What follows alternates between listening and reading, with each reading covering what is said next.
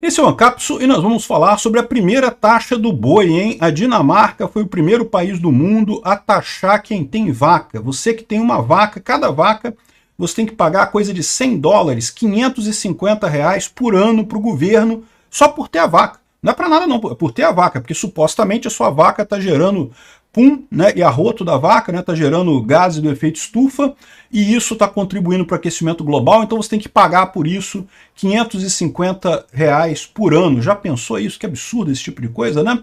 É o que eu falo para vocês, essa questão ambiental toda, a gente tem que levar ela a sério, é uma questão séria, mas a questão de achar que o governo vai resolver isso, olha que absurdo. Não tem nenhuma chance disso ser resolvido dessa forma.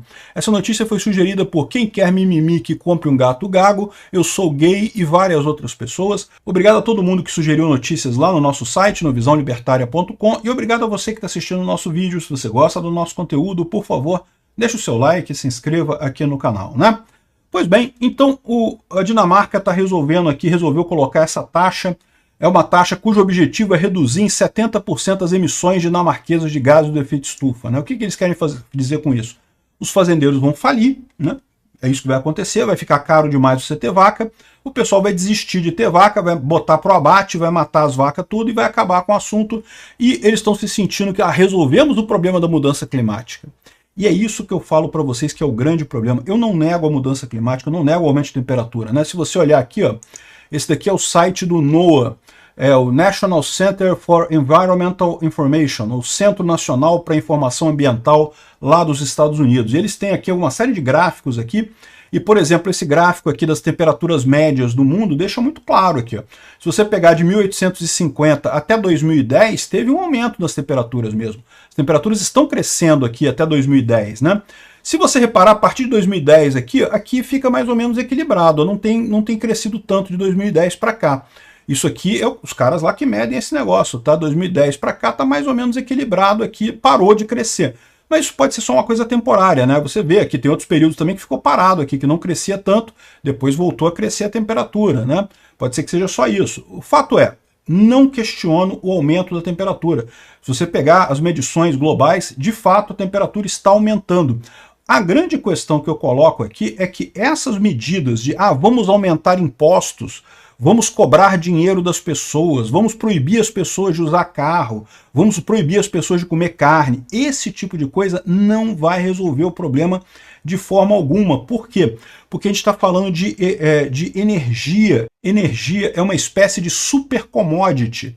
Você não consegue abrir mão de nenhum tipo de energia no final das contas, né? Então, o que está acontecendo aqui? O pessoal está ciente que temos que acabar com gases do efeito estufa. Aí eles pegam como exemplo o caso dos gases contra a camada de ozônio, né? Porque teve uma grande movimentação de cortar determinados tipos de gases que eram usados em refrigeração e coisa e tal. Eu não sei se isso foi tão efetivo assim, porque na verdade acabou sendo efetivo demais, né? Rapidamente o problema da camada de ozônio foi resolvido, encerrou, porque justamente substituíram-se os gases freon que eram usados, mas aí que tá, ficou estranho por quê? Porque a coisa resolveu tão rápido que não faz sentido ter resolvido pela mudança que foi feita no gás, né?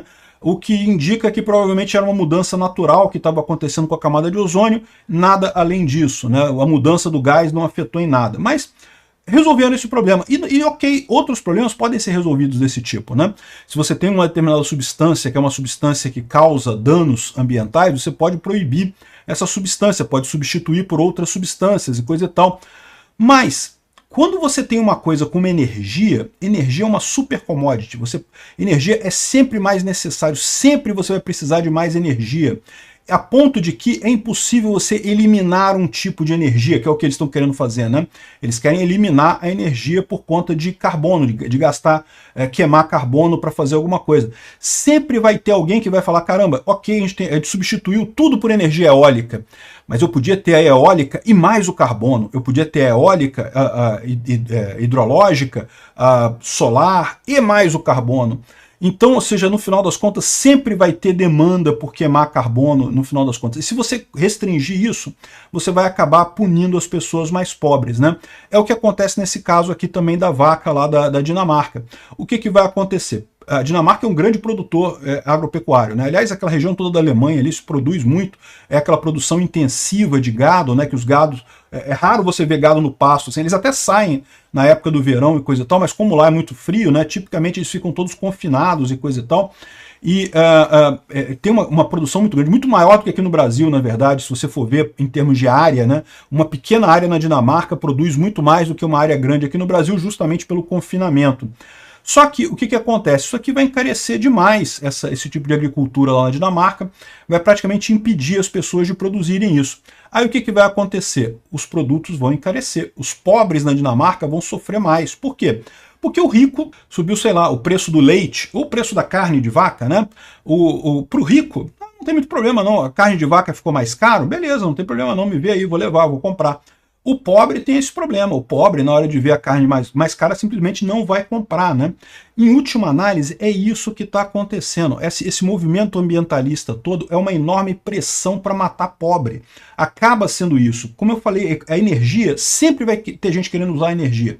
Quando você começa a limitar o uso de energia, a encarecer o uso de energia, o que acontece? O pobre paga a conta. O pobre é o cara que não vai conseguir consumir energia, vai acabar morrendo, né? Então, esse é que eu vejo o grande problema, essa ideia de resolver o problema do aquecimento global dessa forma. A minha visão, eu já deixei claro em vários outros vídeos meus, é que não tem muito como resolver esse problema da energia, do aquecimento global. Das duas, uma, ou vai se ter uma tecnologia revolucionária que vai resolver o problema com muita facilidade, como foi, por exemplo, a questão do petróleo. Quando o petróleo foi descoberto, resolveu o problema da extinção das baleias. As baleias estavam quase extintas no mundo todo, né? Por quê? Porque se usava na época óleo de baleia para você iluminar dentro de casa, aquelas lâmpadas com óleo, né? O óleo de baleia ele tem a qualidade de não ter cheiro ruim. Então você usava óleo de baleia para iluminar as casas, você não queria um negócio que fedesse dentro da sua casa. Outros óleos que você podia usar acabavam fedendo, né? Então o óleo de baleia era muito procurado por isso. Quase que extinguiram as baleias todas, até que inventaram o petróleo. Quando inventaram o petróleo muito melhor do que o óleo de baleia, acabou revolucionando esse negócio, salvando as baleias. Quem salvou as baleias foi o petróleo. Aí o pessoal fala, não, mas hoje em dia teve o Greenpeace que proíbe também de caçar baleia. Mas hoje em dia não tem demanda por baleia. Esse é o grande problema. As baleias sobrevivem hoje em dia porque não tem demanda. Se tivesse demanda, você acha que meia dúzia de barquinho ia impedir alguém de fazer alguma coisa? Não, é porque não tem demanda mais por óleo de baleia. Por isso que as baleias estão aí firmes e fortes, né? Crescendo cada vez mais. Mesmo com alguns países que consomem baleia, como o Japão e a Noruega e não sei o que lá, mas mesmo com esses casos não faz diferença porque não tem demanda, as pessoas não querem mais comprar baleia hoje em dia. Se continuasse do jeito que estava, ia ser uma catástrofe, iria acabar as baleias, né? Outra coisa também, a questão do problema do esterco em cidades. Na virada do século XIX, século XX, né? Era um problema real, né? Porque você tinha um monte de carruagem com cavalo, e esses cavalos faziam cocô nas estradas, e aquele cocô aparecia ali, tinha mosca em cima do cocô. Era uma tragédia de saúde pública que o pessoal chegou a fazer. Adivinha, esses mesmos negócios, não, temos que fazer racionamento, tem que cobrar um imposto de quem tem cavalo para poder evitar que a pessoa saia com o cavalo na rua, porque está causando muita poluição e coisa e tal. E resolveu alguma coisa? Não resolveu nada. Só resolveu quando teve a grande mudança tecnológica do petróleo. O petróleo acabou com as carroças, né? Hoje em dia se usa carros a combustível que, embora sejam poluentes, são menos poluentes do que cavalo. Acredite, cocô de cavalo é muito pior do que o cheiro de gasolina. Enfim, esse tipo de coisa toda que o pessoal está fazendo aqui é só punir pobre. É só isso que eles estão fazendo. Não estão resolvendo absolutamente nada. E ainda tem outros problemas. A Dinamarca está fazendo isso? Vai ajudar alguma coisa? Não, porque a Alemanha não está fazendo, a Bélgica não está fazendo, a Holanda não está fazendo. Ah, mas é possível que a comunidade europeia agora toda se una e todo mundo obrigue todo mundo a fazer isso. Mas a China não vai fazer, meu amigo. Aqui no Brasil pode ser que faça? Bom, do jeito que o Lula gosta de bater continência para esse pessoal, talvez faça. Mas eu espero que não, né? Ou seja, aí vai ter o problema que eles vão falar, não, mas o Brasil não tem a taxa da vaca, tem que ter taxa da vaca e não sei o que lá. A China não tem taxa da vaca. Então, repara o problema que vai criar uma desigualdade enorme, vai punir absurdamente os agricultores e pecuaristas lá na Dinamarca, sem resolver problema nenhum, porque quanto mais tiver país que cobra a taxa da vaca, mais vai ter incentivo para outros países para não cobrarem a taxa da vaca, porque vai ter carne mais barata. Então é o que eu falo, é uma insanidade esse tipo de coisa. Estão querendo resolver um problema com uma ferramenta que não resolve esse problema. O problema existe? O problema existe. Está aqui, ó. Aquecimento global existe. É causado pelo carbono e coisa e tal? Provavelmente sim.